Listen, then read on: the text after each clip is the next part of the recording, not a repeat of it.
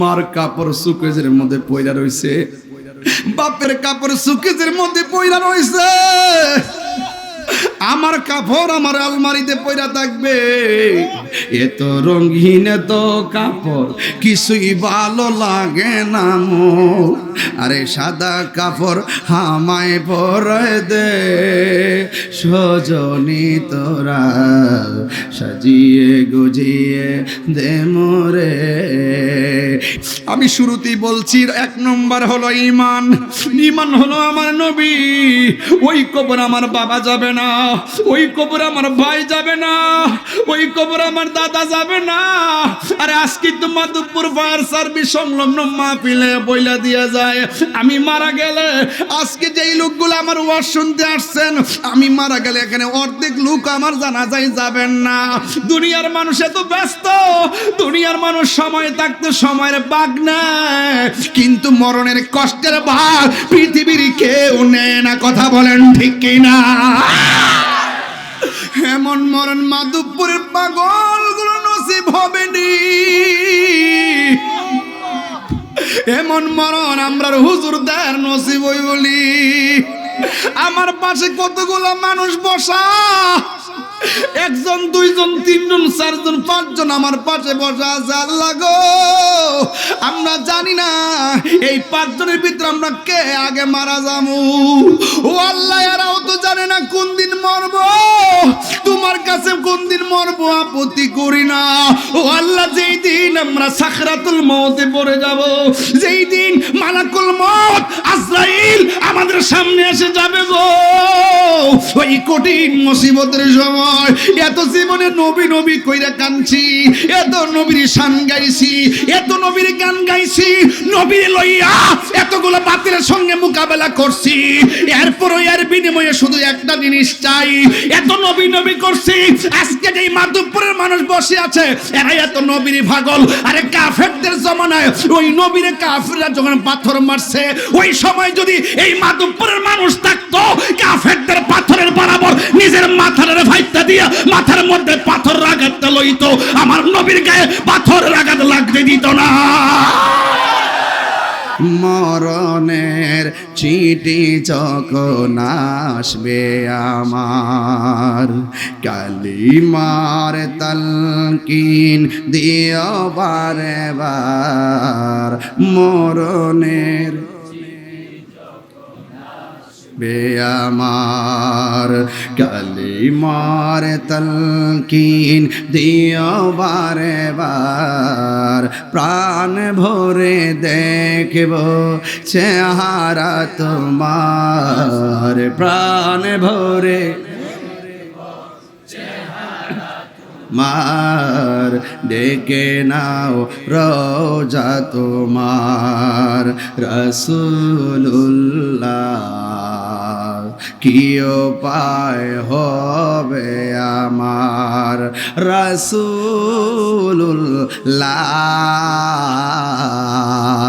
কি উপায় হবে আমার।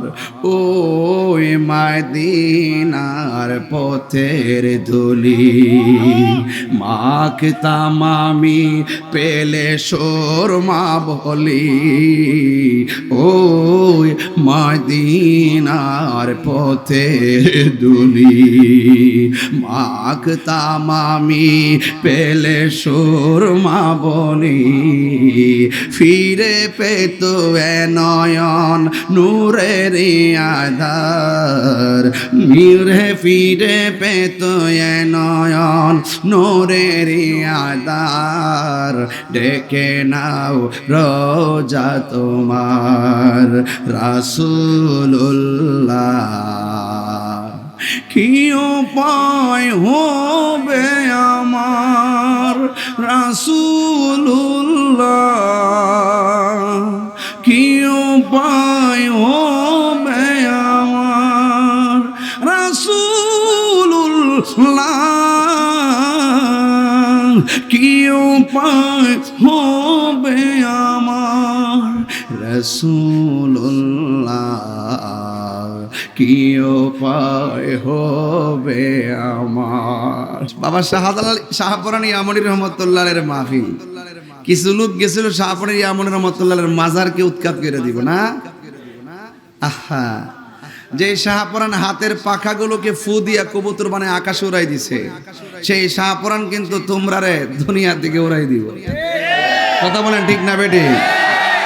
কেন কেন কেন? আল্লাহ বলছেন মান আদালি ওয়ালিয়ান ফাকাদ আযানতুহু বিল হারবে। যারা ওলি আল্লাহর সঙ্গে বেয়াদবি করবে, আল্লাহ ডাইরেক্ট তাদের বিরুদ্ধে যুদ্ধের ঘোষণা করবে। এই জন্য আল্লাহর ওলিদের জায়গা আল্লাহই রক্ষা করবে। ওরা তো মনে করতেছে যে ওলি আল্লাহর মাজার ভাঙ্গা মাটির সঙ্গে মিশাই দিলেই বুঝি সব সমস্যার সমাধান হয়ে যাবে। এরা জানে না যে আল্লাহর ওলিদের মাজার কিন্তু আল্লাহর ওলিরা বানাইছে না, এটা কিন্তু ওলি প্রেমিকরা বানাইছে। কথা কোন ঠিক কিনা? ওলি আল্লাহরা ফাত্তর দিয়া ওই ওলি আল্লাহদের মাজার বানাইবার আগে ওলি আল্লাহর মোহব্বত দিয়ে প্রত্যেকটা আশেকের হৃদয়ে এশকের মাজার বানায় রাখছে। কথা বলেন ঠিক কিনা বলেন? প্রত্যেকটা আশেকের হৃদয়ে এশকের মাজার আছে। তোমরা পাথরের আর ইটের মাজার বানতে পারবা, কিন্তু আশেকের হৃদয় থেকে ওলি আল্লাহর প্রেমের মাজার বানতে পারবা না। এই জন্য কামকেলি কইরা এই শান্তিপ্রিয় দেশটার ভিতরে আর অরাজকতা লাগায়েন না। আজকে যদি আপনারা যদি এই বিজয়নগরের ঘটনাটা না ঘটাইতেন, আজকে কি সারা রাত্রে রক্তক্ষয়ী যুদ্ধ হইতো? এই জন্য আমি লাইভের মধ্যে কিন্তু উভয় পক্ষকে বলেছি যে তারা যেহেতু আক্রমণ করছে, গাড়িতে আগুন ধরাইছে, এটার বিচার আমরা প্রশাসনিকভাবে আদায় করব, কিন্তু কোনো পক্ষই কোনো পক্ষের সামনে দ্বিতীয়বার আর মাঠে নামবেন না। কথা বলেন ঠিক কিনা?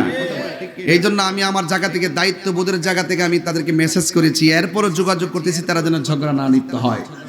প্রশাসনকে বলবো আপনারাও সেই দিকে একটু খেয়াল করেন। সেনাবাহিনী নতুন দায়িত্ব নিয়েছেন, আমি সেনাবাহিনীর প্রতি শ্রদ্ধার সাথে আমি দেখেছি তেনারা অনেক কাজ করেছেন, তাদেরকেও বলবো আপনারা এটা নিয়ন্ত্রণ রাখার জন্য প্রশাসনিক হস্তক্ষেপ গ্রহণ করুন। আমরাও শান্তির পক্ষে। কথা বলেন ঠিক কিনা? তো যাই হোক, দেশটার ভিতরে একটা অরাজকতা, মাজার নিরাপত্তা পাচ্ছে না, কবরস্থান নিরাপত্তা পাচ্ছে না, মসজিদ নিরাপত্তা পাচ্ছে না।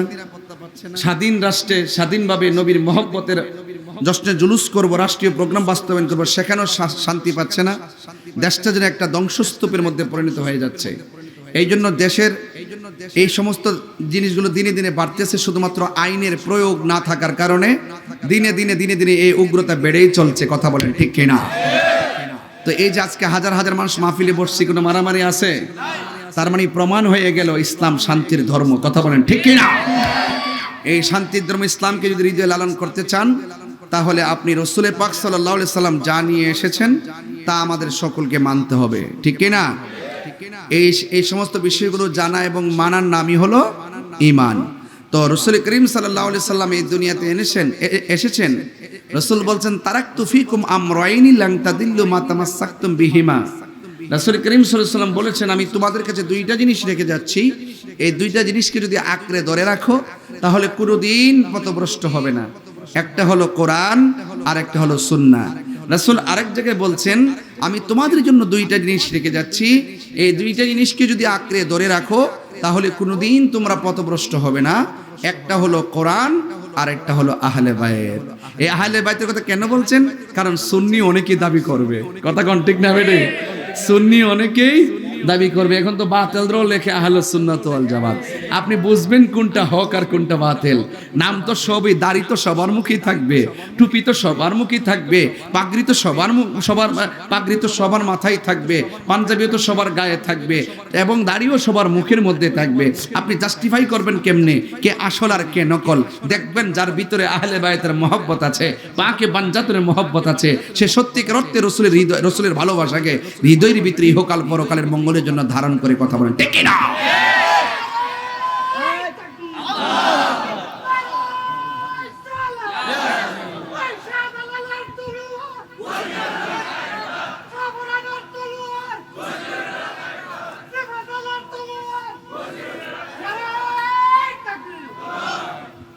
আমার ভাইয়েরা, আপনাদের কাছে অনুরোধ করব, আপনারা সবাই ধৈর্যের সাথে যে কথাগুলো শুনতেছেন, আমার কথা কি বুঝতে অসুবিধা হচ্ছে? আপনাদের বুঝতে অসুবিধা হচ্ছে?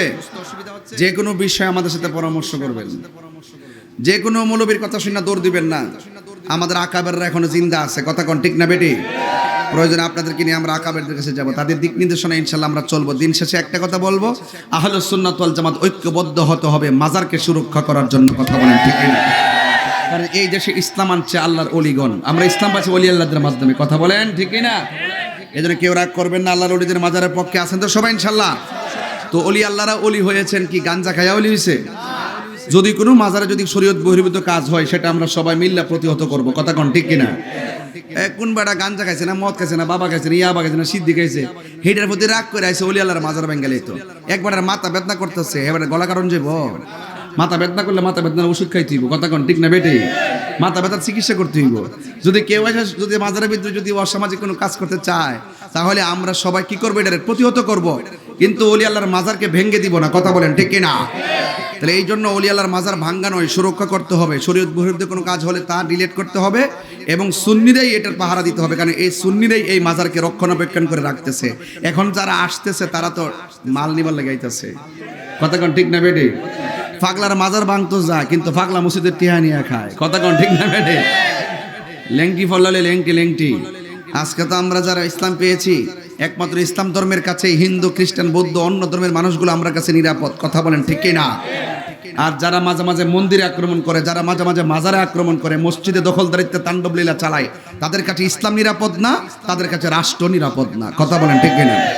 ইন্টারিম গভর্নমেন্টকে আমি বারবার বলেছি, আমি আবারও বলছি, শুধুমাত্র বসে বসে মিষ্টি ভাষায় বিবৃতি দিলে চলবে না, তার বাস্তব আইন প্রয়োগ করতে হবে। আর না হয় দেশটা যেভাবে দাঙ্গা বেড়ে চলছে, এই বাংলাদেশটা ধ্বংসস্তূপে পরিণত হচ্ছে। কথা বলেন ঠিক না বেটে? আইন লাগবে, আইনের প্রয়োগ লাগবে। স্বাধীনতা অর্জনের চেয়ে রক্ষা করা বড় কঠিন। কথা বলেন ঠিক না? এই জন্য আপনাদের সকলকে বলবো, ইসলাম শান্তির ধর্ম, আমরা সুন্নিরা অত্যন্ত শান্তিপ্রিয় মানুষ, আমরা নবীকে বেশি ভালোবাসি। দিন শেষে কথা একটাই, আমরা এমন একটা ঘরে চলে যাব যে ঘরের মধ্যে আমার বাবা চলে গেছে আজকে 6 বছর। ওই ঘরটার ভিতরে বৃষ্টির পানি ঢুকতেছে, আপনার বাবার কবরে বৃষ্টির পানি ঢুকতেছে, আপনার মার কবরে বৃষ্টির পানি ঢুকতেছে, হাড্ডিগুলা বাসতেছে, কিন্তু ঘরের তুলি যদি ছিদ্র হয়ে যায় আমরা একটা কিছু দিয়ে এই ছিদ্রটা বন্ধ করে দেই, ঘরে যেন পানি প্রবেশ না করে। অথচ আমার বাবা, আমার মা, আমার দাদা, আমার দাদি, তাদের কবরের ভিতরে কত শত বছর ধরে আজকে বৃষ্টির পানি ঢুকে ঢুকে, পোকামাকড় ঢুকে ঢুকে কবরটা নাস্তানাবুদ হয়ে যাচ্ছে, কিন্তু তাদের খবর নেওয়ার কোনো সময় নাই। একটা কথা মনে রাখবেন, তাদের খবর না নেওয়ার সময় আপনার থাকতে পারে, কিন্তু মনে রাখবেন আপনাকে ওই ঘরেই একদিন থাকতে হবে। কথা বলেন ঠিক না? এই জন্য ওই ঘরটাতে যাওয়ার আগে বাজান পায়ে হাত দিয়ে বলে যায়, আমারও তো দিন দিন কি বয়স হইতেছে না, 42টা, তাহলে 40 বছর এইভাবে যে আলোচনা যে করতেছি, 21 বছর ধরে আলোচনা করতেছি, দার্থহীন কণ্ঠে আলোচনা করতেছি। এখন কাউরে ডরায় কিন্তু আলোচনা করি না। সুন্নিরা কিন্তু কেডা দেশে আইলো, কেডা দেশ থেকে গেল, এইটা নিয়ে চিন্তা করে না। সুন্নিরা যেভাবে আসুক, ক্ষমতায় আসুক, সুন্নিরা সুন্নিয়তের চিন্তা করে। কথা বলেন ঠিক না? সুন্নিয়তকে যারা মহব্বত করবে আমরা তাদেরকে মহব্বত করব। কথা বলেন ঠিক না? আমাদের অন্য কোনো চাওয়াটাও নাই, চেয়ারের পাগল আমরা না, আমরা সুন্নিয়ত প্রতিষ্ঠার পাগল। কথা বলেন ঠিক না? ভাইয়ের আমার, পরিষ্কার কথা, সুন্নিরা গতানুগতিক কোনোভাবেই সুন্নিরা এই রাষ্ট্রের অশৃঙ্খলার সৃষ্টি করতে চেষ্টা করে না, রাষ্ট্রের শান্তির চেষ্টা করে, সুন্নিয়তকে প্রতিষ্ঠান করা, সুফি দর্শনকে প্রতিষ্ঠা করার চেষ্টা করে। কথা বলেন ঠিক কিনা? যাই হোক ভাইয়েরা আমার, আপনারা এখানে এসেছেন, আমরা কবরে চলে যাব। আমাকে ইন্তেজামি কমিটিরা বলছেন আপনাদের সকলের উদ্দেশ্যে ইহকাল পরকালের মঙ্গলের জন্য কথা বলার জন্য। আমার বাবা চলে গেছে, বলুন তো আমার বাবা কি আর আসছে? এই কবরটা বড় ডেঞ্জারাস। আমি আপনাদেরকে যে যুবক ভাইদের কাছে বলে দিয়ে যাই, অনেক ছোট ছোট বাচ্চারা পানির মধ্যে পড়ে মারা যায়। অনেক বাবারা দোকানে বসে চা পান করে হঠাৎ করে বুকে ব্যথা করে মাধবপুর যাইতে পারে না, ওই মানুষটার সামনে আজরাইল চলে আসে। এমন ইতিহাস মাধবপুরের জমিনে আছে না? না, আল্লাহ রাব্বুল আলামিন বলতেছেন, ওয়ামান তাদরি নাফসুম বিআইয়ি আরদিন তামুত। বান্দারে, তোমরা জানো না কোন জায়গার ভিতরে তোমাদের কাছে আজরাইল আসবে, তোমরা তো জানো না। এই জন্য এখনো আমাদের কাছে আজরাইল আসতে পারে, আপনার কাছেও আজরাইল আসতে পারে। আল্লাহ বলে, বান্দা আমি তোদেরকে মরণ দিয়েছি শুধু পরীক্ষার জন্য। কথা বলেন ঠিক কিনা? এ যুবক, কি দিয়ে আওয়াজ বুঝাবো? শুধু একটা কথা বলে দিয়ে যায়, বর্তমান যুগটা কিন্তু কঠিন হয়ে যাইতেছে, হত্যা গুম জুলুম বেড়ে যাইতেছে। এই জন্য আমি আপনি কবরে চলে যাব। ওই কবরের ভিতরে বড় সাংঘাতিক জায়গা। আল্লাহ রাব্বুল আলামিন কোরআনে বলেছেন, মিনহা খালাকনাকুম ওয়া ফিহা নুঈদুকুম ওয়া মিনহা নুখরিজুকুম তারাতান উখরা।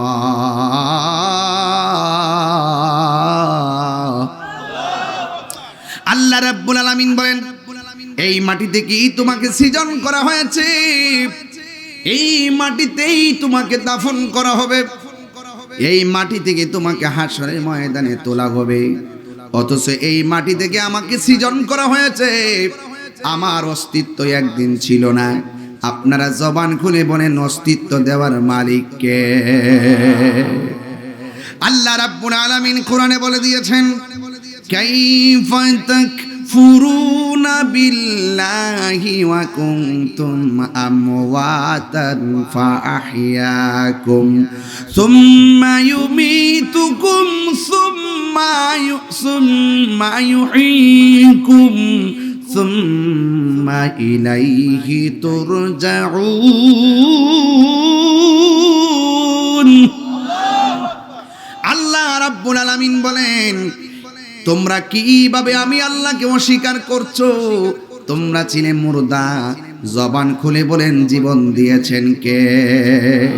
এই আওয়াজে মানি না, জবান খুলে বলুন কে?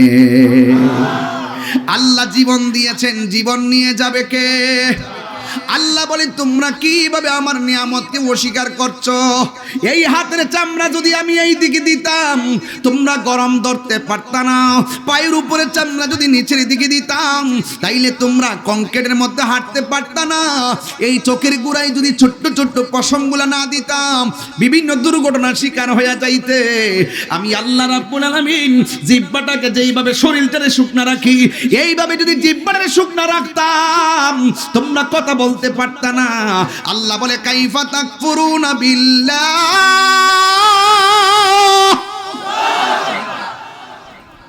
তোমরা কিভাবে আমি আল্লাহকে অস্বীকার করছো? আমার আল্লাহ বলেন, ফাবিআইয়ি আলাই রাব্বিকুমা তুকাযযিবান।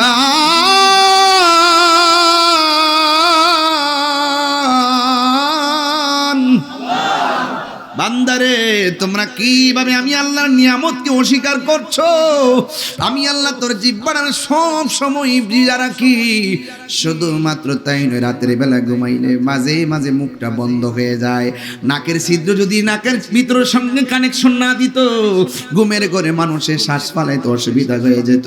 অনেক সময় নাক বন্ধ হয়ে যায়। গভীর রজনীতে মুখটা যদি খোলা না থাকতো, তাইলে ঘুমের ঘরে আপনার মৃত্যু হয়ে যেত। জবান খুলে বলেন, এত সুন্দর অবয়ব নমুনায় আমাকে আপনাকে বানাইছে কে? লাকাদ খালাকনাল ইনসানা ফি আহসানি তাকওয়ীম। আর তিনবার কোন আল্লাহু আকবার। এত সুন্দর কণ্ঠ আপনাদের দিছে কে? আল্লাহ রাজে তিনবার ডাক দিয়েছেন, ডাকটা দেওয়ার ক্ষমতা দিছে কে? এই জন্য আল্লাহকে, বান্দা কেউ কালো হবে ঘৃণা করিস না, কেউ মোটা হবে ঘৃণা করিস না, কেউ লম্বা হবে ঘৃণা করিস না, কেউ খাটো হবে ঘৃণা করিস না, কেউ গরিব হবে ঘৃণা করিস না, কেউ বড়লোক হবে অহংকার করিস না। ওই যুবক, কেন কেন বলেছেন আল্লাহ কয়, এই বান্দাগুলারে কেউ বানাই নাই। আফি আই সূরাতিম মা শাআ রাক্কাবা, এই বান্দাটারে আমি আল্লাহ গলা পর্যন্ত ফেরেশতা দিয়া নকশা বানাইছি। আর বান্দার চেহারাটারে আমি আল্লাহ খলাকতু বিয়াদাইয়া, আমি আল্লাহ আমার নিজের হাত দিয়া বানাইছি। হাত তুলে কোন আল্লাহু আকবার।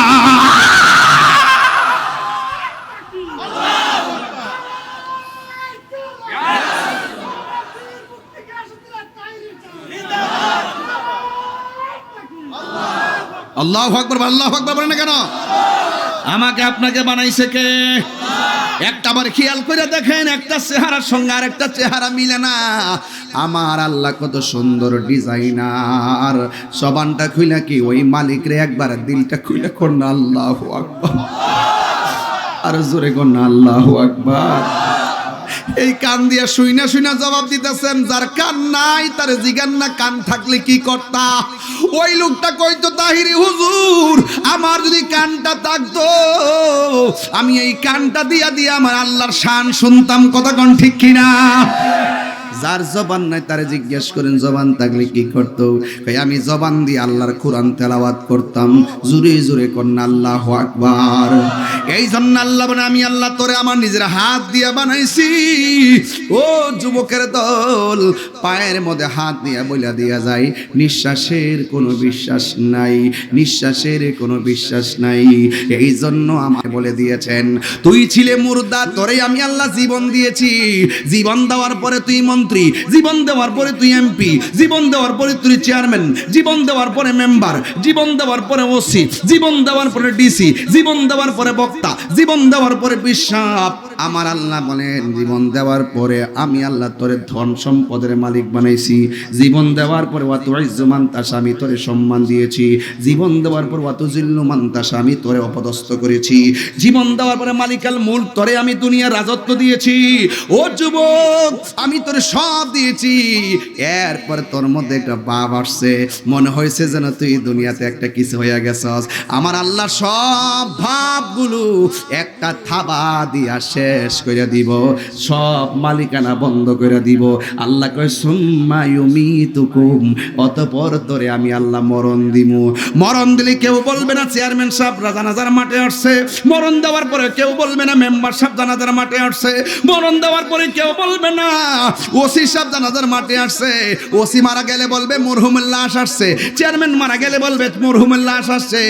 একটু আগে ছিলা তুমি চেয়ারম্যান সাহেব, এখন তুমি ঘরের মধ্যে লাশ হয়ে গেছো।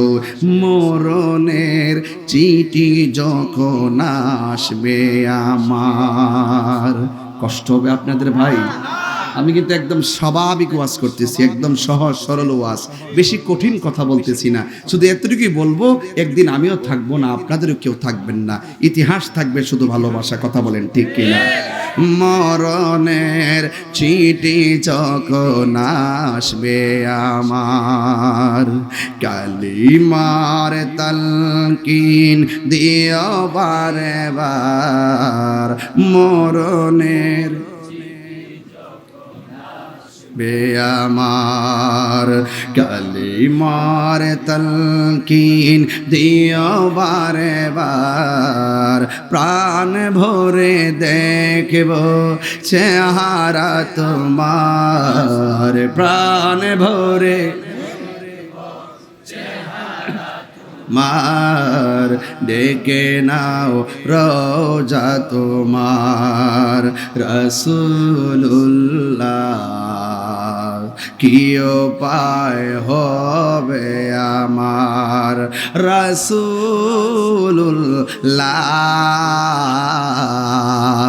কি উপায় হবে আমার। ওই মদিনার পথের ধুলি মাখতাম আমি, পেলে সুরমা বলি।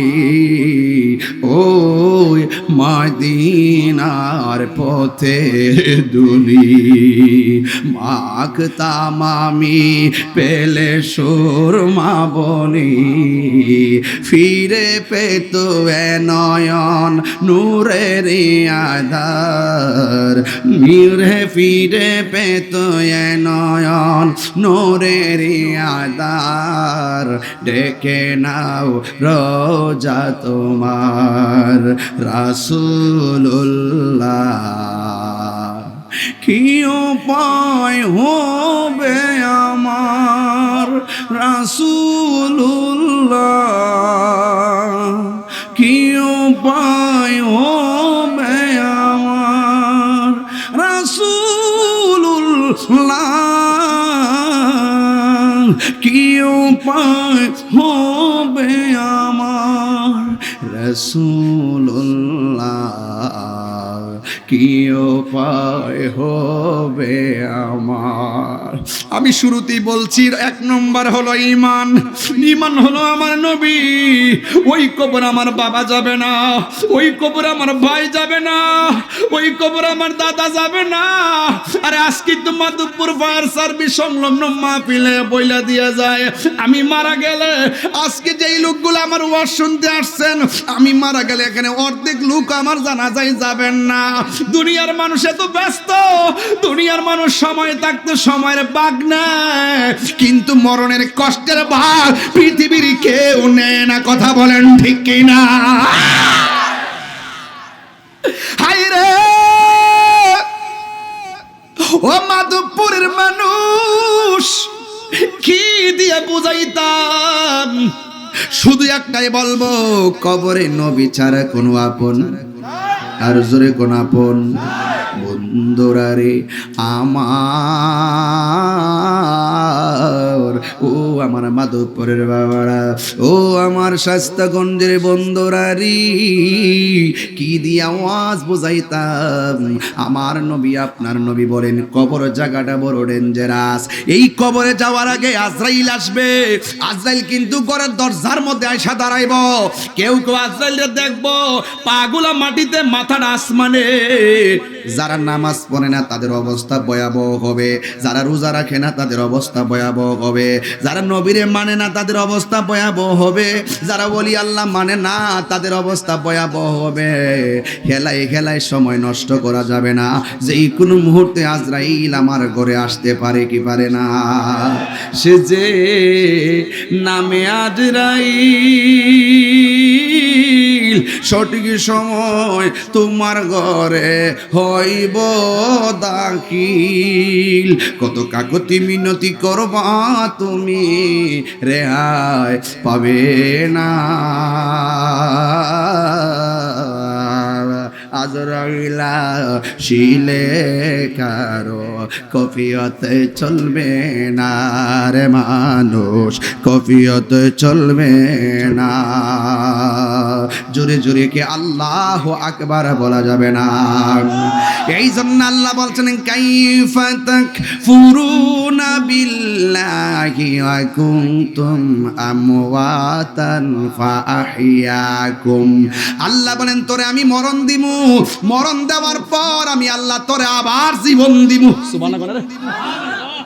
অনেক মানুষ আমার প্রশ্ন করে, হুজুর কবরে যাওয়ার পর আমরা বহুত কবর দেখছি, হাড্ডি পাওয়া গেছে, হাড্ডি। কেউ মুরব্বী কবর করলে আবার কবর ডাবল কবর ফরেন, বিভিন্ন হাড্ডি পাওয়া যায়নি। অনেকে প্রশ্ন করে, হুজুর কোরআনের মধ্যে যে বলছে আমার আল্লাহ মরণের পরে আবার কবরে জিন্দা করব, কবরে দিয়ে হাড্ডি হুড্ডি পড়ে থাকে, এটা আবার জিন্দা কেমনে? আল্লাহ আবার কেমনে জিন্দা করব? আমি তার উত্তর দিলাম, তুমি আল্লাহ রাব্বুল আলামিন মরার পরে যে জিন্দা করব এটা নিয়ে আমার প্রশ্ন করলা, অথচ জীবন পড়ার আগে তুমি কি ছিলা এটার প্রশ্ন দি করলা না। যিনি কোনো কিছু না থেকে হা করতে পারে, আমার আল্লাহ হা থেকে না করতে পারে, না থেকে হা করতে পারে। কথা বলেন ঠিক কিনা? কুন ফায়াকুন, আল্লাহ যদি বলে হও, হয়ে যাবে। সুবহানাল্লাহ করবেন কেন? বড় করে কেন আল্লাহু আকবার। কবরে গেলে জীবন দেওয়া হবে, এটা কি মিথ্যা কথা? কবরে যে জীবন দেওয়া হবে এটা বিশ্বাস করেন কিনা? এটার নাম ঈমান। ঈমান যে কি জিনিস, ঈমানটা পদে পদে আপনার ঈমান লুণ্ঠন করার জন্য, চুরি করার জন্য বহুত লোক ডলার খাওয়ায়া কালার হল ড্রাইভার চেষ্টা করব।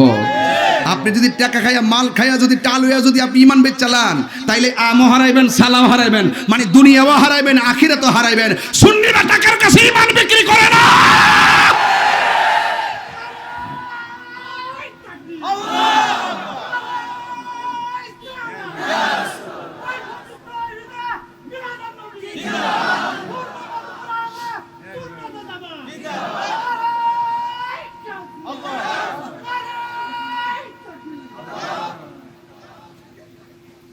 কষ্ট হচ্ছে আপনাদের?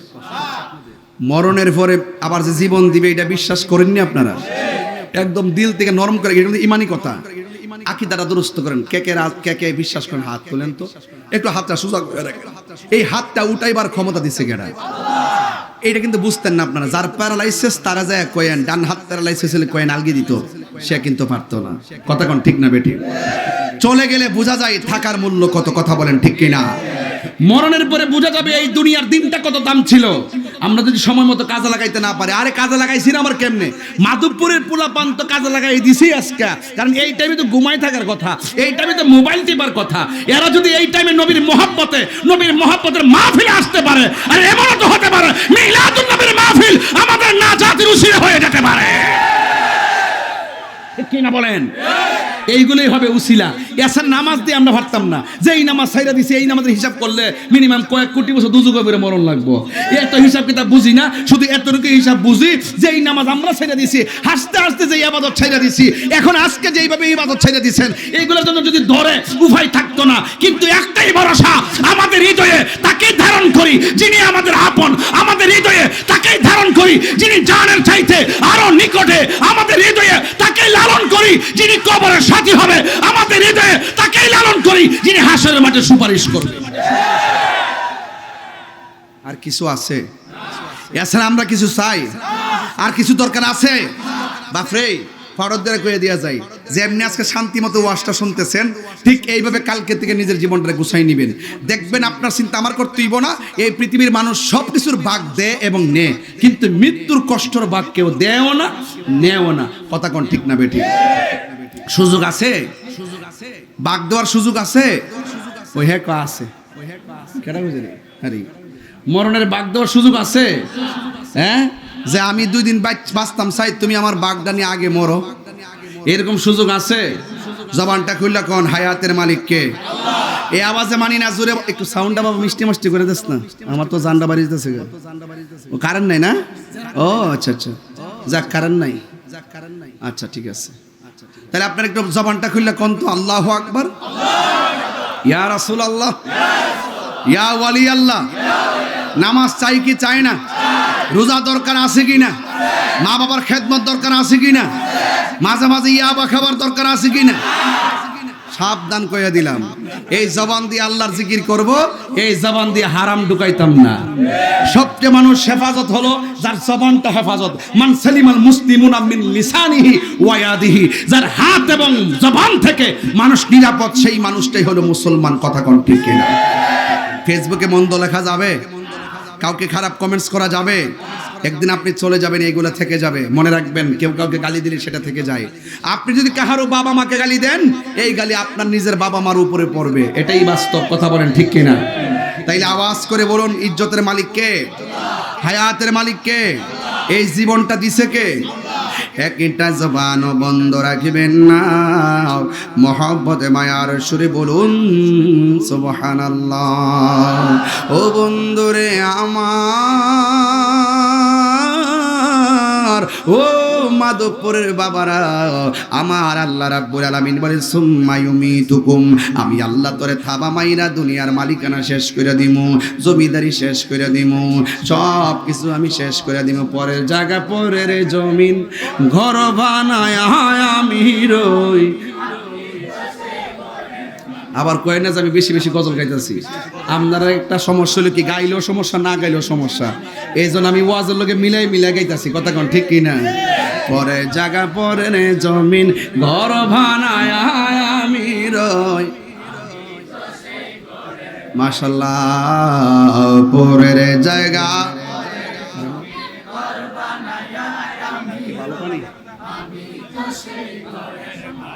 নয়, আমি তো সেই ঘরের মালিক নয়, সেই ঘরখানা যার জমিদারি, আমি পাই না তাহার হুকুম জারি, সেই ঘরখানা যার আমি পাই না তাহার হুকুম জারি, আমি পাই না জমিদারের দেখা, আমি পাই না জমিদারের দেখা, মনের দুঃখ কারে কই?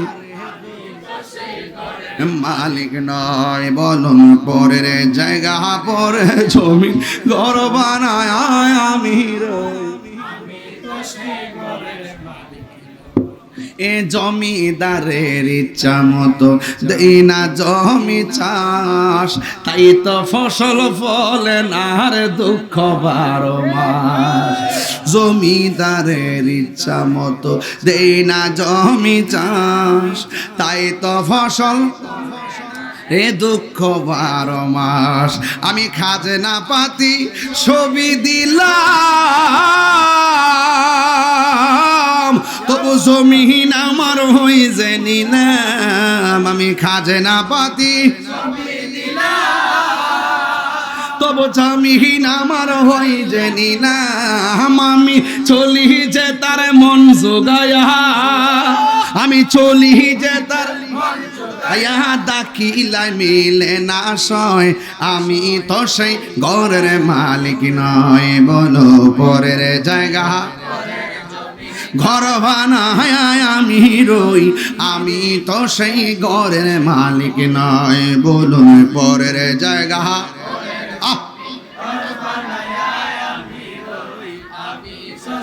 ঘরের মালিক নয়। একটা জবানও বন্ধ রাখবেন না, মহব্বতে মায়ার সুরে বলুন সুবহানাল্লাহ।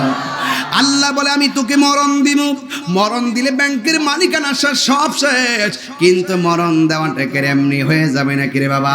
মরণের আগে আনুষ্ঠানিকতা আছে না নাই? তাহিরি কি এমনি ওয়াজে বসে গেছে নাকি রে বাবা? তাহিরি মাইকটা ধরার আগে আনুষ্ঠানিকতা আছে না নাই?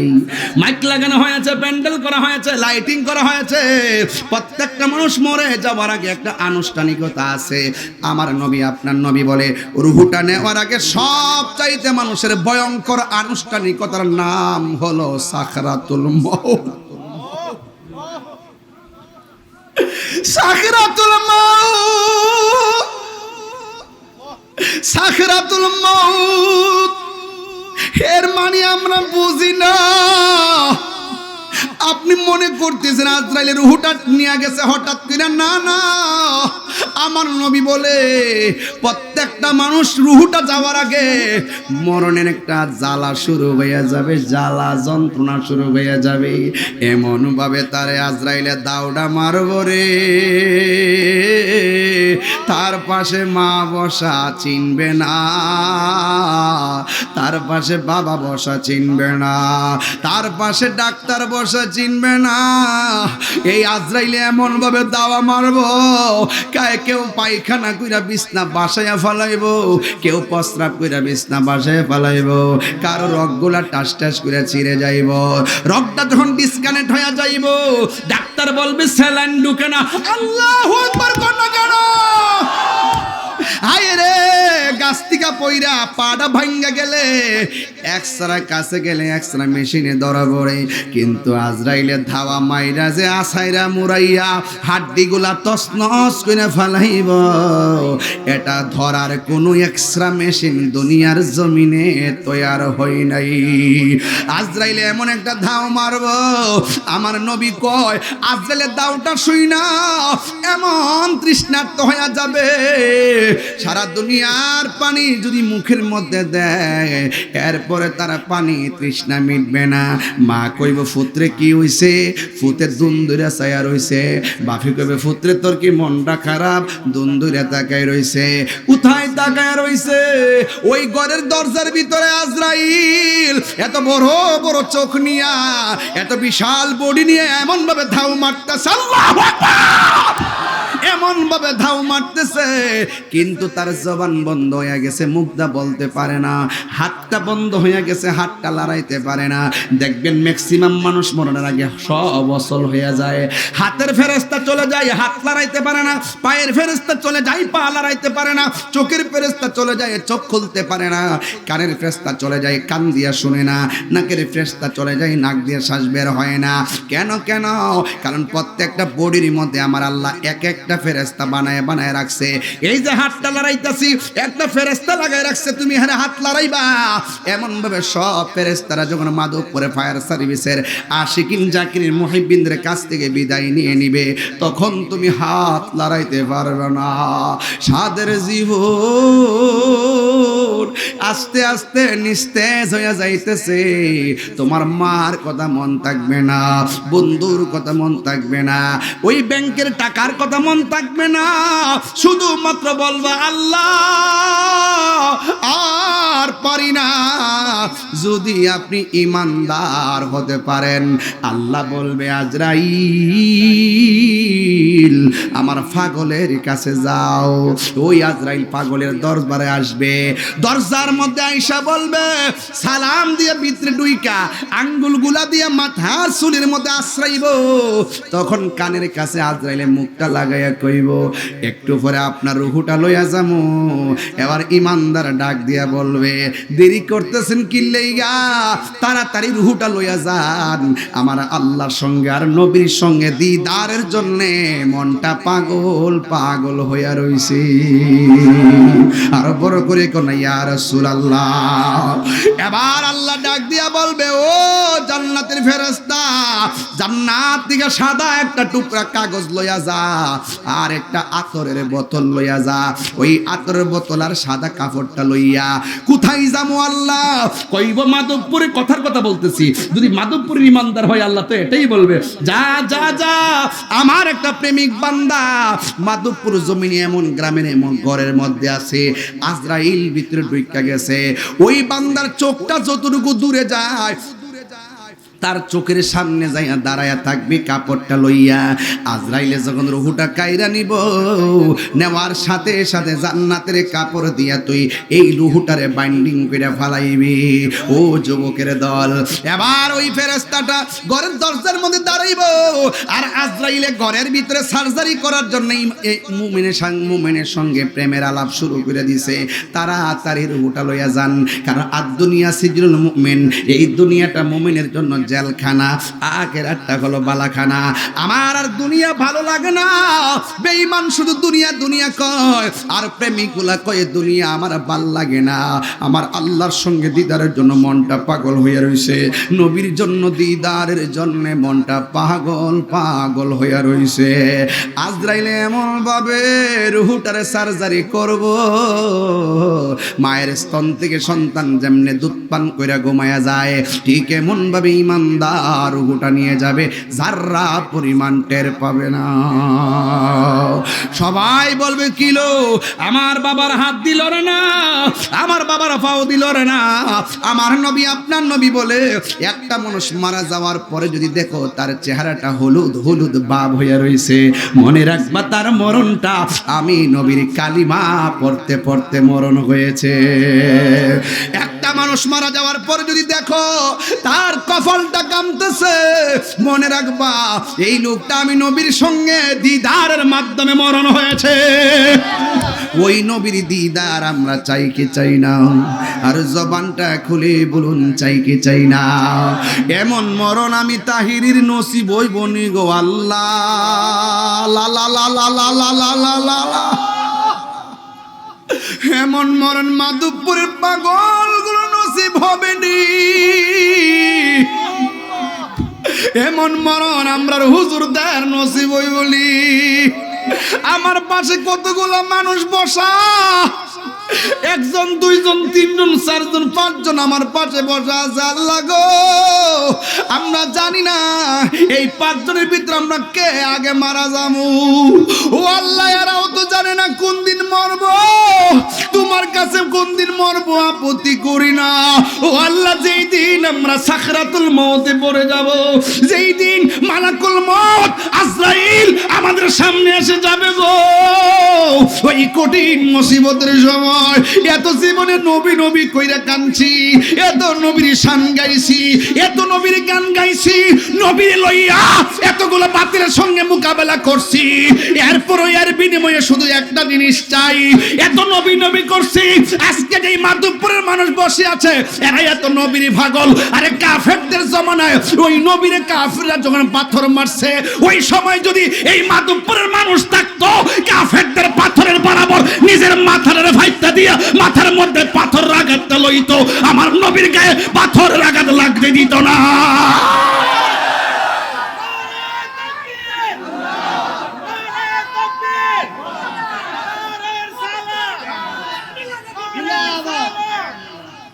হে রাসূল তোমায় ভালোবাসি,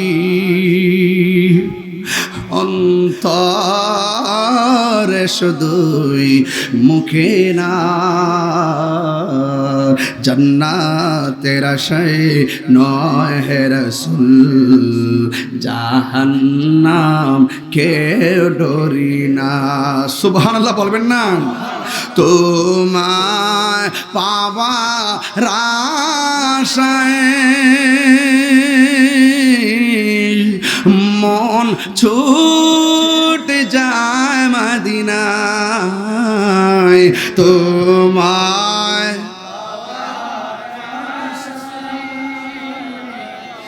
মন ছুটে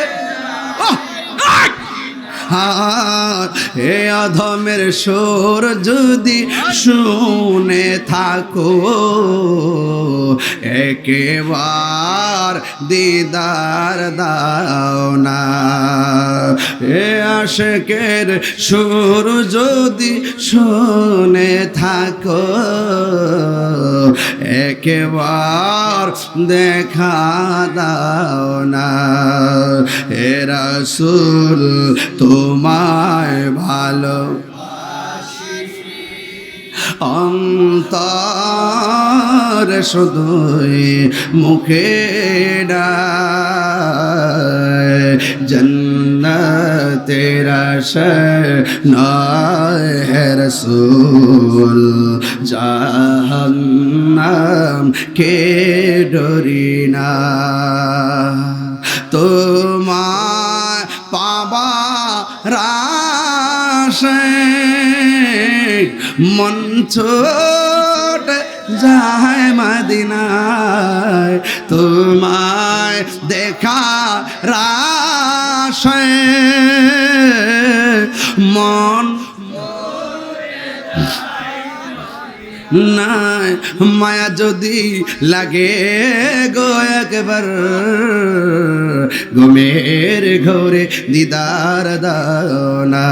সবাই হে রাসূল তোমায় ভালোবাসি, অন্তর শুধুই মুখে না, জান্নাতের আশায় নয় হে রাসূল, জাহান্নাম কেউ ডরি না।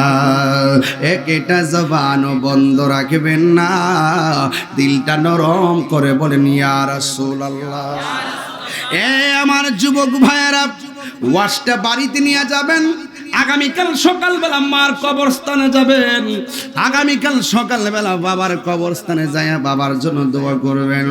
আব্বা আম্মা জারসু সে মাবুদ কবরে কন্যা আব্বা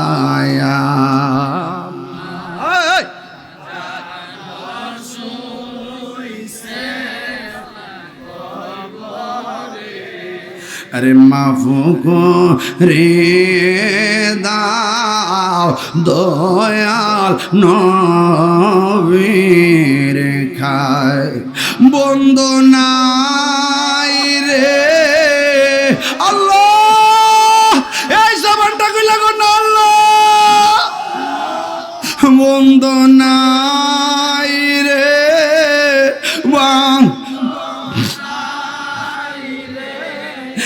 যে জাগায় সে জাগারি বন্ধু নবী মুস্তাফা সেই গারি বন্ধু নবী মোস্তফা একটা জবান বন্ধ রাখবেন না, চিৎকার মেরে কন্যা মারহাবা। এমন মরণ আমরা চাই, কথা কন না কেন? এমন মরণ আমরা চাই কি চাই না?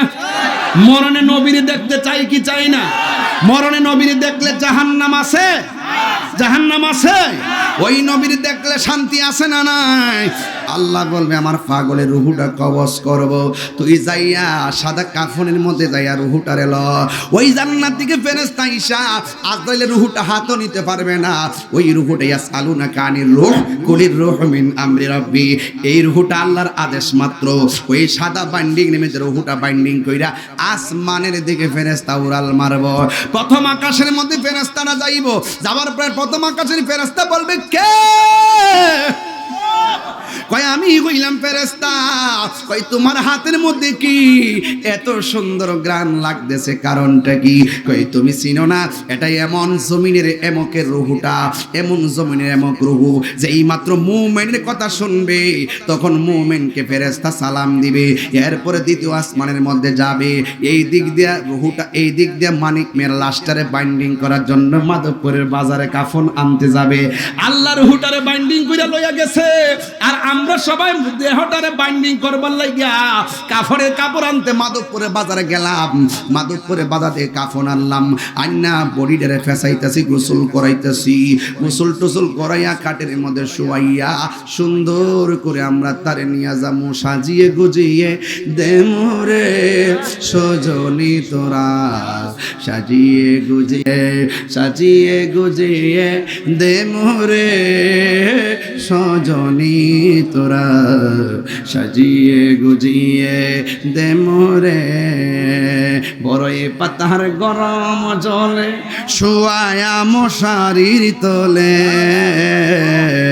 বড়ই পাতার গরম জলে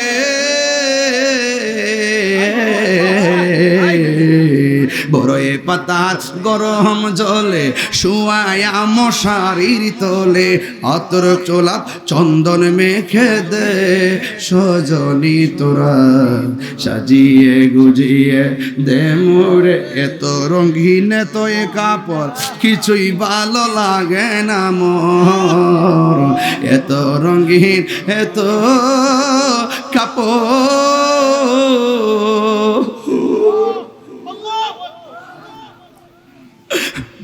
মার কাপড় সুকেজের মধ্যে পয়লা রইছে, বাপের কাপড় সুকেজের মধ্যে পয়লা রইছে।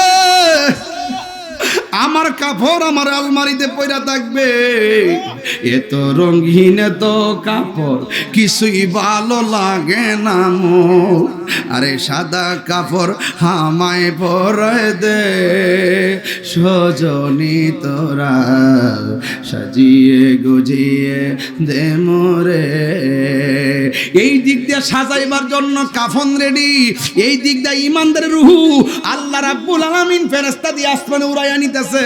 প্রথম আকাশের ফেরেশতারা সালাম দেয়, দ্বিতীয় আকাশের ফেরেশতারা সালাম দেয়, তৃতীয় আকাশের ফেরেশতা সালাম দেয়, চতুর্থ আকাশের ফেরেশতা সালাম দেয়, পঞ্চম আকাশের ফেরেশতা সালাম দেয়, ষষ্ঠ আকাশের ফেরেশতা সালাম দেয়, সপ্তম আকাশের ফেরেশতা সালাম দেয়। ইয়া আইয়াতুহান নাফসুল মুতমাইন্না ইরজিই ইলা রাব্বিকি রাদিয়াতাম মারদিয়া ফাদখুলি ফি ইবাদি ওয়াদখুলি জান্নাতি। সাতটা আসমান যখন রূহটারে নিয়ে যাইব, আল্লাহ বলবে এ ফেরেশতা থাম, একটু দাঁড়া, আর সামনে যাইস না। আমি আল্লাহ এই রূহটার জন্য একটা বাড়ি বানাইছি। আর জোরে কন্যা সুবহানাল্লাহ। আর এই দিক দিয়ে আমার বডিটারে ঢুকাইবার লাগিয়া দুনিয়ার মানুষ একটা বাড়ি বানাইছে। বলেন বাড়ির নাম কি? ওই কথা কনা ওয়াজ বুঝতেছেন তো আমার নাকি? আল্লাহ ওই দিকদার ইমানদারের রুহুটার রাখবার লাগে একটা বাড়ি বানাইছে, ওই বাড়ির নাম হলো ইল্লিন। আর এই দিকদার ইমানদারের বডিটারে রাখবার লাগে একটা বাড়ি বানাইছে, এই বডিটারে রাখার বাড়ির নাম হলো কবর। এই জন্য দেহের উপরে আযাব হয় না, কবরে যাওয়ার পরে হাড্ডি থাকে, গোশত থাকে না। কথা কোন ঠিক কিনা? তাহলে এটার উপরে কি আযাব হইব? এখন প্রশ্ন হলো হুজুর কবরে আযাবটা দেহের উপরে হয় না রুহুর উপরে হয়? একটা উত্তর নিয়ে যান, দেহের উপরে আযাব নাই, রুহুর উপরে আযাব হবে। কথা কোন ঠিক কিনা? এখনো যে আমরা কষ্ট পাই, শরীরে টিপ দিলে এটা রুহু পাই, মূলত রুহুটাই কষ্ট পায়, এটা আমরা অনুভব করতে পারি না। এই জন্য রুহুটারে নিয়ে ইল্লিনের মধ্যে রাইখা দিব। যেই মাত্র সব মানুষ গরম পাতার বড়ই পাতার জল কইরা তার খাটের মধ্যে শুয়াইয়া যখন তার গোরস্থানের মধ্যে লইয়া যাইব, তখন সবাই একের পরে এক গোসল কানে এই মিয়া গোসল যদি কোনো মৃত্যু, এখন একটু কথা কই, আমি সুর দিয়ে তু ওয়াজ করতেছি 1.5 ঘন্টা ধইরা, একটু কথা কই বাজান, জিরাই লই, একটা কথা কইয়া দেয়া যায় বাজান। আপনারা যে গোসল করান দেখি গোসলখানায় কেউ যান না, আপনারা যে গোসল করাইতে হয় দেখি যে গোসল করাইতে গেলে 7 বারে দৌড়াইয়া যে একটা মুরব্বী দৌড়ানোর লাগে, কাফনটা কাটতে গেলে 3 বারে দৌড়াইয়া মসজিদ থেকে ইমাম সামানোর লাগে। প্রত্যেকটা মানুষ কাফন কাটার শিক্ষা নিবেন, আপনার মার কাফনটা যেন আপনি কাটতে পারেন। প্রত্যেকটা মানুষ জানাজার নামাজটা শিখে নিবেন, আপনার মার জানাজা যেন আপনি পড়াইতে পারেন। প্রত্যেকটা মানুষ মাকে কবরে নামাইবার দোয়াগুলো শিখে নিবেন, যেন আপনার মাকে আপনি কবরে নিয়ে নামাইতে পারেন, আপনার বাবাকে কবরের মধ্যে নামাইতে পারেন। প্রত্যেকটা মানুষ গোসল কেমনে করাইতে হয় এগুলো শিখে নিবেন, যেন আপনার বাবার গোসলটা আপনি করাইতে পারেন, আপনার ভাইয়ের গোসলটা আপনি করাইতে পারেন, আপনার দাদার গোসলটা আপনি করাইতে। আমি কত দুর্ভাগ্য হয়ে গেলাম, কত দুর্ভাগ্য হয়ে গেলাম, বাপের জানাজাটা পড়াইতে পারলাম না, কত দুর্ভাগ্য হয়ে গেলাম, বাপের গোসল দেওয়াইতে পারলাম না, কত দুর্ভাগ্য হয়ে গেলাম, বাপের কাফনটা কাটতে দিতে পারলাম না, কত দুর্ভাগ্য হয়ে গেলাম, বাপের জানাজার নামাজটা গিয়ে কেমনে দোয়া করব সেটাও করতে পারলাম না, কত দুর্ভাগ্য হয়ে গেলাম, বাপের কবরে জানাজা যাওয়ার পরে এখন যে 1 বছর 2 বছর 4 বছর হলো ওই বাপের কবরস্থানে যাইয়া জিয়ারতের সিস্টেমটাও শিখলাম না। শিখার দরকার আছে না নাই বলেন? দরকার আছে কি না বলেন? প্রত্যেকটা গ্রামের মসজিদের ইমাম সাহেব থেকে আপনি এগুলো শিখে নিবেন বাবা, এগুলো শিখে নিবেন। এই গোসলটা করানোর সময় আপনারা জান না, কই গোসল করাইতে গেলে গিন গিন লাগে, অনেকে কয় আরে আমি তো গোসল করাইতে গেলে নিজের পছন্দ মতো চলে যাই। কেমনে চলে যাই? যাইয়া ওই দায়িত্বটা নেই, ফেটের এমনি লাস্টারে এমনি বসাই ফেটের মধ্যে সাপ দিই, সাপ দেওয়ার পরে পায়খানা বাড়িলে নিজে গামছা দিয়ে পরিষ্কার করি, টিস্যু দিয়ে পরিষ্কার করি। অনেক মানুষ এটার ঘৃণা করে, আরে বেটা ঘৃণা করো, বহুত হিন্দুরা শুধু এই চিত্র দেখে মুসলমান হয়ে গেছে। যে হেরা মুসলমানরা মারা গেলে কি সুন্দর করে আদর করে গোসলটা দেয়, কত সুন্দর করে কবরে নামা, কত সুন্দর করে আদর করে কবরে শোয়া, আর আমরা বাইরে বাইরে শুরু করে বহুত হিন্দু মুসলমানদের এই চিত্র দেখে কালিমা পরে মুসলমান হয়ে গেছে। আল্লাহু আকবার বলেন না কেন আপনারা? ভাইরা আমার, অনুরোধ করে বলে দেয়া যায়, আজকে পায়ে হাত থেকে বলে দেয়া যায়, আলহামদুলিল্লাহ গণ, আপনাকে অনেক কষ্ট দিয়ে ফেলতেছি।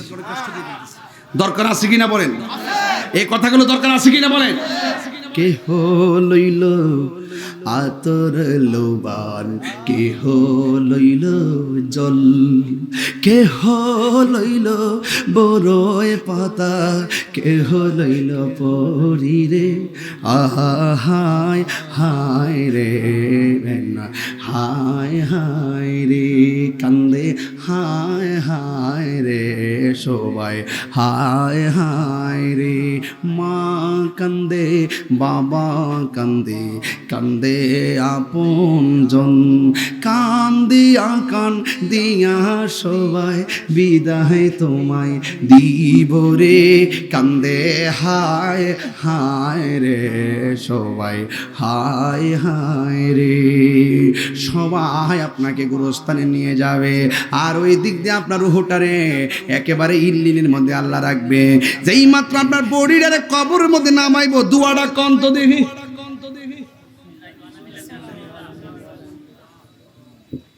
দোয়াটা কর না,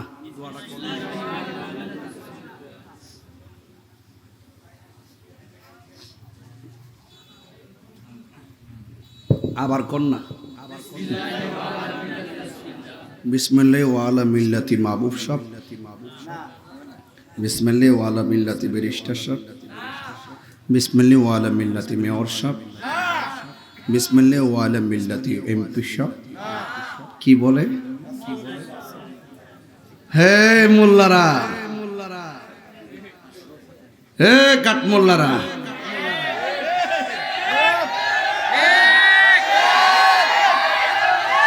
নবীর লয়া ঠেলাঠেলি করো, কবর হামদা দিলে কিন্তু নবীর স্লোগানটা দিয়া কবরে রাহল লাগে। কথা কন ঠিক না? সিন্নি খাইলা কার দ্বারা মোল্লা চিল্লা না, এখন আওয়াজ হবে। এতক্ষণ ওয়াজ করছি, ওয়াজ এইভাবে ওয়াজ করি না, দিল থেকে ওয়াজ করছি। নবী ছাড়া কোনো কবর উপায় আছে বাবা? বলেন বিসমিল্লাহি। আমার যুবক পোলাপান্ডি কই? আপনার থাকলেই চলবো, আপনার থাকলে চলবে। আছেন তো সবাই ইনশাআল্লাহ? বলেন বিসমিল্লাহি। আরো বড় করে একটু বাস দেন না। বিসমিল্লাহি ওয়া আলা মিল্লাতি রাসূলিল্লাহ। বিসমিল্লাহি ওয়া আলা মিল্লাতি রাসূলিল্লাহ। বিসমিল্লাহি ওয়া আলা মিল্লাতি রাসূলিল্লাহ। সারা জীবন নবীর লোকে ফুটুর করছো, আর কবর হামানোর সময় নবীর স্লোগানটা দিয়া কবর তোয়ান লাগে। সোজা হইব তো হইবা, সাপের মতন মরার পরে সোজা হইব আর কি। এর আগে বেহা বেহা থাকবা। কথা নবীর লেটালেটালি করো, মিলাদুন নবী নিয়ে লেগে যাও, মারামারি করো, এইগুলো আর কইরো না। আর কত করবা? মনে মনে ভাবছিলাম যে আলেমরার বুঝি বহুত দিন পরে একটা সুযোগ আইছে, হয়তোবা তার সাথে আমরা একটা সমস্যা আছে, আমরা লোক তারার আছে, হয়তোবা মনে করছিলাম যে আমরা একটা বৃহৎ স্বার্থে আমরা ঐক্যবদ্ধ হইয়া এবার মনে হয় রাজপথ থেকে মসনদে যাওয়ার সুযোগ আছে। যেইভাবে মাজার ভাঙা শুরু করছে, মসজিদে আগুন লাগানো শুরু করছে, গুরুস্থানে আগুন দেওয়া শুরু করছে, মিলাদুন নবীতে নবীর ভালোবাসার অনুষ্ঠানে যেইভাবে আগুন ধরানো শুরু করছে আর মারামারি শুরু করছে, আমার মনে হয় রাজপথ থেকে মসজিদে যাওয়া সম্ভব না, খোদার গজব আসতেছে।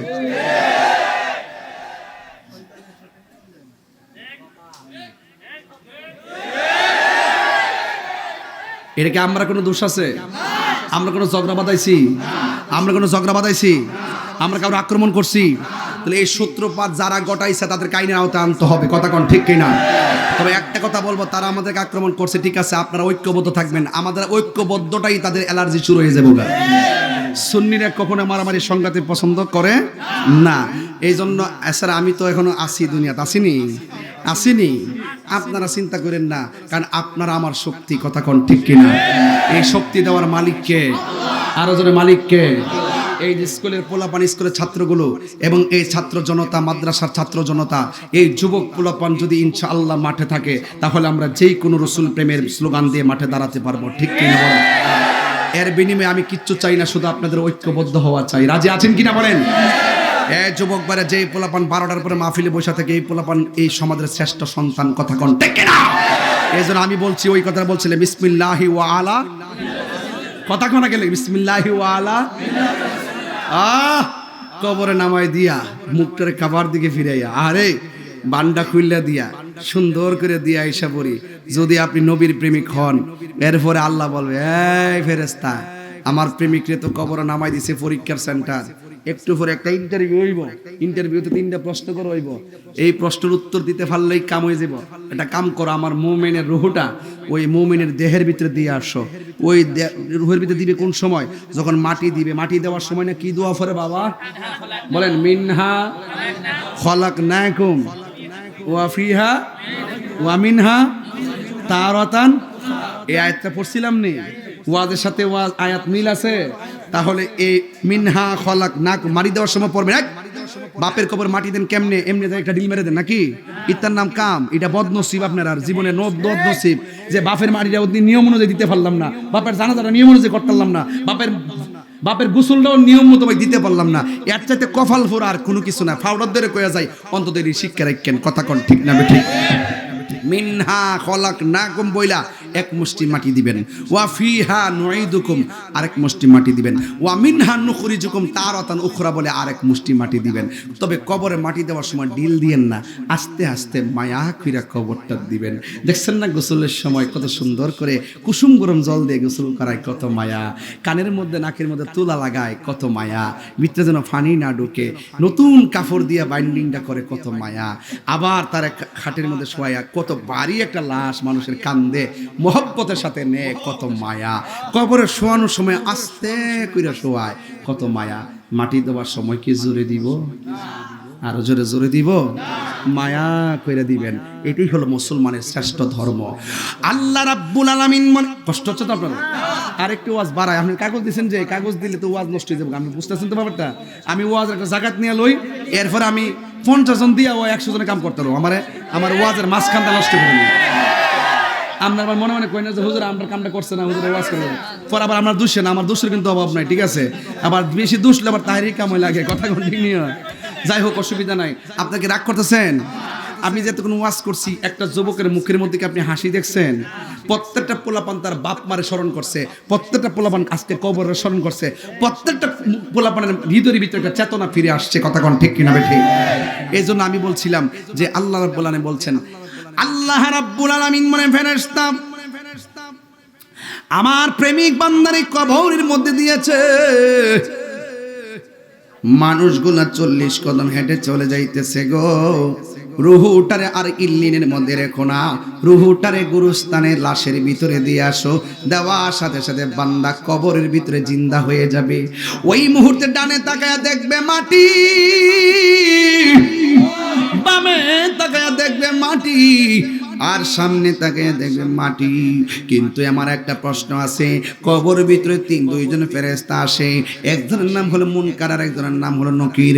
এই মুনকার নকির মানে অর্থ হলো অপরিচিত ফেরেশতা। এই দুইজন ফেরেশতা কবরের মধ্যে আসবে। এখন বলবেন হুজুর কবরে দুইজন ফেরেশতা আসলে আপনি বলেন না আসলে কবরে কয়জন ফেরেশতা? আসলে কবরে 3 জন ফেরেশতা আসে। একজন ফেরেশতা আইসা দেহের ভিতরে রূহটা দিয়া যায়, দুইজন ফেরেশতা এসে প্রশ্ন করে। যখন আপনি কবরে থাকবেন তখন ইমানদারে কবরের মধ্যে যখন শুইব, কই জীবনে মনের মতন একটা জায়গা পাইছি, আর আমারে কেউ ডিস্টার্ব করবে না। দেখছেন ইমানদারে কি ফিলটা করবে তখন? সেই সময় ওই ইমানদারে বলবে একটা জায়গা পাইছি, অনেক নিরিবিলি জায়গা। ওই মুহূর্তে দুইজন ফেরেশতা কবরের ভিতরে বন্ধুর মতন নামবে, নাইমা ডাক দিয়ে বলবে উঠো। এবার তারে উঠাইবে, উঠাইয়া সুন্দর করে বসাবে, সুন্দর করে বসাইয়া বলবে আমার রব্বুকা, তোমার রবকে। সে মুচকি হাসি দিয়ে বলবে রব্বি আল্লাহ। এরপরে বলবে ওয়ামা দীনুকা, তোমার ধর্ম কি? সে বলবে দীনিয়াল ইসলাম, আমার ধর্ম হলো ইসলাম। এরপরে জিজ্ঞাসা করবে ওমা কুনতা তাকুলু ফি হক্কি হাযার রাজুল, এই যে তোমার সামনে যিনি বসে আছেন, অনেক বিয়াদবি রাসূলরা কয়, কাঠমোল্লারা কয়, 2 নম্বর মৌলবীরা কয়, ডলার খাইয়া কালার ফালডেন না মৌলবীরা কয় কি জানেননি? কয় কবরে বলে নবীরে ছবি দেখাইব, কবর থেকে বলে মদিনার রাস্তা খুললা দিব। মানিকার শহর পাওয়ার এমন বাড়বো রে কবর গেলে, ওখানে মাধবপুর থেকে মদিনা পর্যন্ত দেখবো। আর দুনিয়ার মৌলবীরা যারা এই কথা কয়, হেরা দুনিয়া থেকে এইটা কইতে পারে না, মানিক আজকে কবর যাওয়ার পরে মদিনা পরে দেখালা আমার নবী মদিনা থেকে দেখার ক্ষমতা আছে না নাই? দেখছেন এটা এমন বাটফাট, আরে বাপ রে কত নাম্বার বাটফাট যে মৌলবীরা। এতদিন বাজান সুযোগ পাইছি না অনেকগুলা বছর, এখন স্বাধীন হয়েছি বহুদিন পরে বাজান, এতদিনে তাই ক্ষমতাটা পাইছি। কথা কোন ঠিক না বেঠিক বাজান? এখন মন মতো কথা বলতে ভালো লাগে বাজান, শান্তি লাগে, কারণ মরলে পারবো, হক কথা বলে মরতে পারবো। কথা বলেন ঠিক না? আমার নবী কবরে ছবি দেখাবে না, আমার নবীকে কবরে রাস্তা খুলে দেবে না। আমার নবী একই সময়ে একই টাইমে অসংখ্য নয়, হাজার নয়, কোটি নয়, উপর থেকে নিচ, ডান থেকে বাম, সামনে থেকে পিছনে সব সময় হাজির থাকতে পারেন, এই ক্ষমতা আল্লাহ নবীকে দিয়েছেন। কথা আর হে ক ছবি বলে দেখাইব, হ্যাঁ ঠিক আছে। এর কথার সাথে আমার একটা কথা মিল আছে। অনেকে করে যে বাইরে ছবি তুলুম, এটা মানে হিড আর কি। তুই যে কষলে নবীর ছবি তো হাইব, অহন আহ তোরে বাইরে ছবি তুলি, জুতারে বাড়ি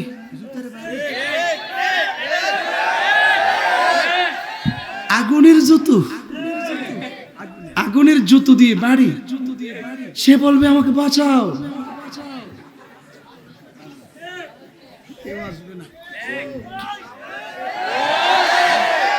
ফায়ার সার্ভিস আছে এখানে, আগুন লাগছে ফোন দেন। হ্যাঁ ফোন দিলে, না না ফোন দিলে আসবে, এই এলাকায় আগুন লাগলে ফায়ার সার্ভিসে ফোন দিলে আসবে। আসবে কি না? আগুন লাগলে, কিন্তু কবরে যখন আগুন ধরাই দিব তখন ফায়ার সার্ভিস আসো, hello fire service come on. কাজ হবে, কাজ হবে। এমন ফিডার ফিডাইব নবীর দুশমন গুলারে।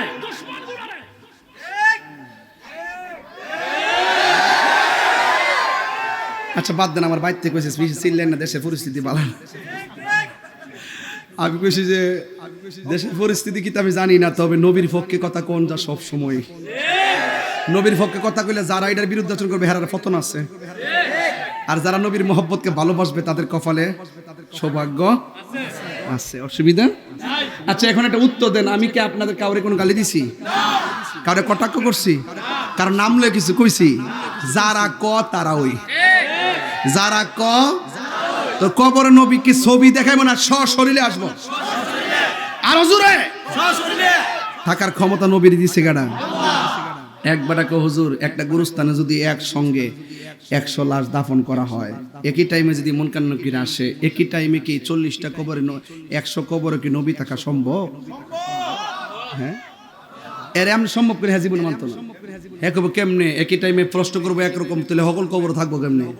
আপনি হেরে কইবেন মনে করুন মাধবপুরের বৃষ্টার তীক্ষা একটা বাস 100 জন লোক লইয়া পানির মধ্যে হয়ে আছে, একই টাইমে হুগলি মারা গেছে। এক আজরাইল কেমনে এর রূহ কবজ করলো? হ্যাঁ তো কিছু লোক আছে দলিল দিয়ে কামো না, হ্যাঁ বোঝান লাগে। আর ওই সাহাবীর চাইতে কোটি কোটি গুণ, নবীর চাইতে কোটি কোটি গুণ পাওয়ার, এমন হইতে হইতে নবীর এমন পাওয়ার যার শক্তিকে আমার আল্লাহ নিজেই গোপন নাই।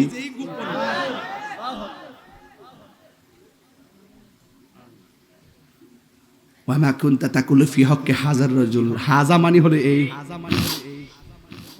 এই যে তখন বলবেন আরে এটা তো সেই নবী যিনি আমরা কাছে আল্লাহর সাক্ষী দিয়েছেন। তখন ফেরেশতারা বলবে তাহলে ঠিক আছে ওই দিকে তাকাও, তাকায় দেখে জাহান্নামের আগুন দাউ দাউ করে জ্বলতেছে। ইমানদার বলবে আমি তো উত্তর দিয়েছি, এত আগুন কেন? তুমি যদি উত্তর দিতে না পারতা তাহলে ওই আগুনটা অপেক্ষা করছিল। এই আগুনটা ইমানদারের জন্য না, এটা বেঈমানদের জন্য। এক নজরে দেখ গেল, তার মানে বোঝা গেল বেঈমানদের যে বাইরে আমরা দেখুম।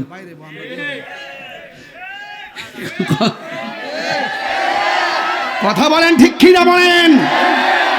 যারা পরিমাণ নবী সম্পর্কে যার সন্দেহ থাকবে সে কখনো মুমিন হতে পারে না। তখন তাকে প্রশ্ন উত্তর দেওয়ার পরে আল্লাহ বলবে, এ ফেরেশতা, আমার বান্দা তো পাস করছে, জান্নাত থেকে একটা গালিচা নিয়ে আসো, মাটির বিছনা থাকবো কেমনে? নিচে একটা বিছনা বিছায় দিব, একবারে কিয়ামত পর্যন্ত এটার ভিতরে ঘুমায় থাকবো। আরো মজার খবর আছে তো ইমানদারের। আরেকটা খবর হইলো যখন শুইব কেউ সেগুন কাঠের খাট যদি কিন গানেন মাধবপুর থেকে শুইলে কি তা ঘুমাই ধরে যাবো গা? না একটু গৈরান করে লাগতো না? ডাইনে বামে হুতলি ঘুমায় পরে মোবাইল দিয়ে এমনি টিফস ঘুমাই না পরে হেমনে যা, হেমনে থেকে আবার এমনে যা, শুইলে কি তা ঘুমাই জায়গা? যখন শ্বাসটা জাগা তখন ঘুমটা আয়। 2% শ্বাস থাকলো কার একটু দীক্ষা লই, ঠিক কিনা বলেন? তো রাগ করেন না, দুঃখ লাগে। মোবাইলে যেই রকম ভাবে সময় দেন, এইভাবে যদি তসবিহ আল্লাহর জিকির গুলা টিপ দেন, আল্লাহ আল্লাহ আল্লাহ, আপনার কলব জিন্দা হয়ে যাইতো। আচ্ছা রাত্রে মোবাইল টিপেন না, সূরা আর রহমান চার্জ করে ফেলায় তেলাওয়াত শুনতে শুনতে ঘুমায় যান। এদিক দিয়ে মোবাইলে চার্জ প্রয়োজনে চলে যাবে, ওই দিক দিয়ে কলব নূর হয়ে যাবে। এবার আল্লাহ আল্লাহ জিকির করে ঘুমায় যাবেন, মুখ থেকে পাখি বের হবে, ওই আসমানে চলে যাবে। বাহরুত তয়র নামক সাগরে ডুব দিবে, ডুব দেওয়ার পরে উপরে উঠবে, উপরে ওঠার পরে পাখাটারা জারা দিবে, জারার থেকে 70,000 পানির ফোঁটা পড়বে, 70,000 ফোঁটার থেকে 70,000 ফেরেশতা বানাবে, 70,000 ফেরেশতা কিয়ামত পর্যন্ত আপনার জন্য দোয়া করবে। ওই শ্বাসের পাখি আবার ওখান থেকে আইসা ঘুমের ঘুরে আপনার ভিতরে ঢুকে যাবে, তখন আপনার কলবটা নূর হয়ে যাবে। এগুলা মুরিদ না হলে বুঝবেন না। পীরের কাছে মুরিদ হয়েছেন আপনারা বুঝতেছেন, যারা মুরিদ হন নাই আপনারা মনে করবেন যে দুনিয়াতে আইসি খাইছি ঘুমামু, ফেটটা বড় করুম, গামলাটা বরুম, বাড়ি গাড়ি বানামু, এটা ছাড়া আর কোনো পুঁজি নাই। এই জন্য যারা যে চিনছে হ্যাঁ কিনছে, কথা কোন ঠিক কিনা? কি কোন প্রশ্ন আছে নাকি? না। আমার যুবক ভাইরা হাসি দিবেন না, আমি খুব সিরিয়াসলি বলতেছি, কবরে নবী সশরীরে থাকার ক্ষমতা আছে না নাই? এইটার নাম হলো ঈমান। আল্লাহ রাব্বুল আলামিন কোরআনে বলেছেন, ওয়া বাশশিরিল্লাযিনা আমানু ওয়া আমিলুস সালিহাতি আন্না লাহুম জান্নাতিন তাজরি মিন তাহতিহাল আনহার। ওই কবরের ভিতরে যাওয়ার পরে ইমানদারকে বিছানা দেওয়া হবে। এরপর ইমানদার গো ওই কবরের ভিতরে ডান কাত হবে, ডান কাত হওয়ার পরে দেখবে একটা নূরের বাতি ঝলঝল করে আলো দিতেছে। অন্ধকার কবরকে আলোকিত করে দিয়েছে কে? ওই আলোটার ডাক দিয়া বলবে, তুমি কে?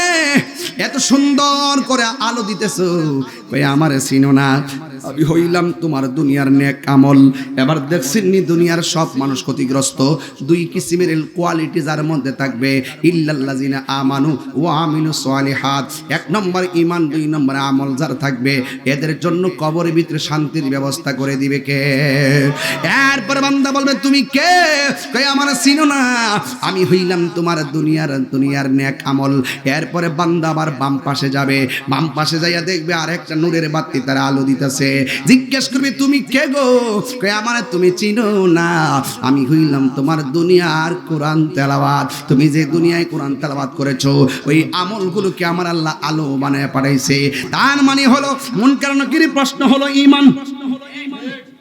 এখানে ধরা খাইয়া গেলে হাসরের ময়দানে ধরা হয়ে যাবেন। এই তিনটা প্রশ্নের উত্তর দিতে পারলে আপনি কবরের ভিতরে ঘুমায়া থাকবেন, আজীবন পর্যন্ত ঘুমায়া থাকবেন, কোটি কোটি বছর ঘুমায়া থাকবেন।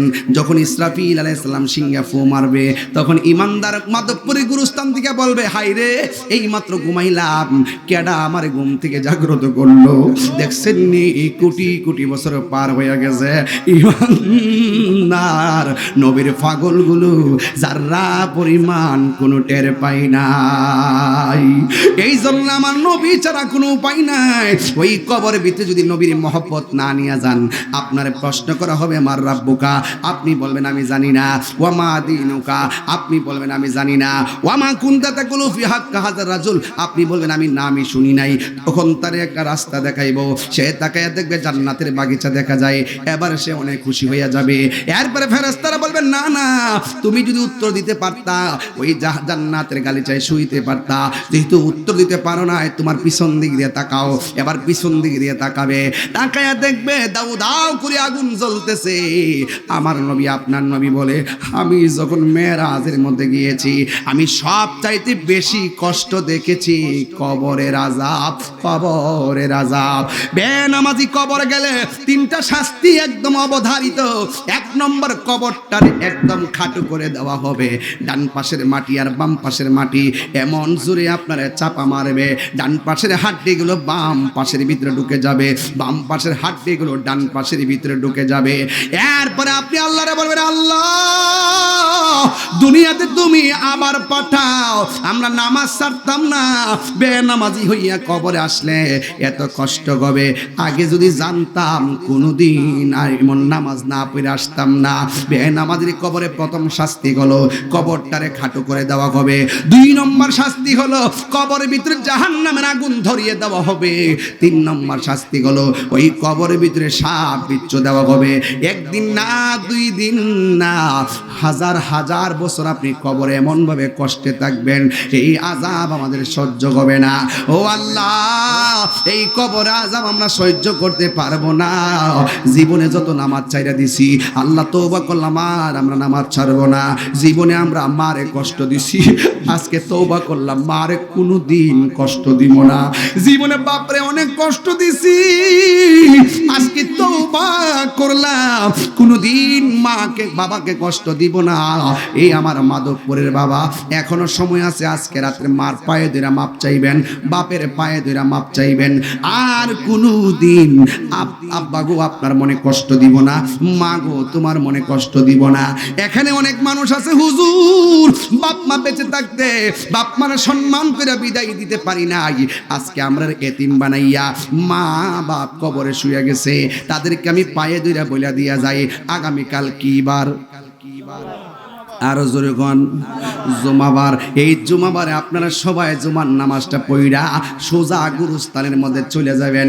গুরুস্থানের মধ্যে যাইয়া মা বাবার জন্য দোয়া করবেন, এমন ভাবে চোখের পানি ফালাইয়া ফালাইয়া দোয়া করবেন। সবাই আমার সাথে বলেন, রব্বির হামহুমা কামা রব্বায়ানি সগীরা, রব্বির হামহুমা কামা রব্বায়ানি রাব্বায়ানি সগীরা। ওই মা বাবার জন্য দোয়া করবেন, আল্লাহর কাছে বলবেন, আল্লাহ আমার মা বাপকে অনেক কষ্ট দিছি, মা বাপে কষ্ট পাইলে আমার জীবন বরবাদ হইয়া যাবে। মাহফিল কমিটিরা পায়ের মধ্যে হাত দিয়া বইলা দিয়া যায়, তাহিরির আইনা দাওয়াত দিয়া মাহফিল করাইলে মাপ পাইতা না। মা বাপরে কষ্ট দিয়া মাহফিল সাজাইলে আল্লাহ কবুল করবে না। মা বাপরে কষ্ট দিয়া হজের ময়দানে গেলে লাভ হবে না। মা বাপরে কষ্ট দিয়া পীরের বাড়িতে গরু লইয়া খাওয়াইলে লাভ হইতো না। মা বাপের ভালোবাসলে আমার আল্লাহকে পাওয়া যায়, কথা কোন ঠিক কিনা? যেই পীর বলবে মা বাপের খেদমত লাগতো না, আমি তোর সব, এটা পিসাব না, এটা সকাল বেলার পেশাব, কথা কোন ঠিক কিনা? এই জন্য মা বাপের খেদমত করবেন। ওই মা বাপের খেদমতকে লক্ষ্য কইরা একটা পাগল দাঁড়ায় কইবেন, হুজুর আমি আম্মারে ভালোবাসি কিন্তু আমার আম্মা কবরে চলে গেছে, একটা লোক আমারে কন্যা হুজুর আমি আমার মায়ের জন্য এই মাহফিলে 1000 টাকা নগদ দিয়া দিমু, এমন একটা পাগল মাহফিলে আসেননি রে বাবা।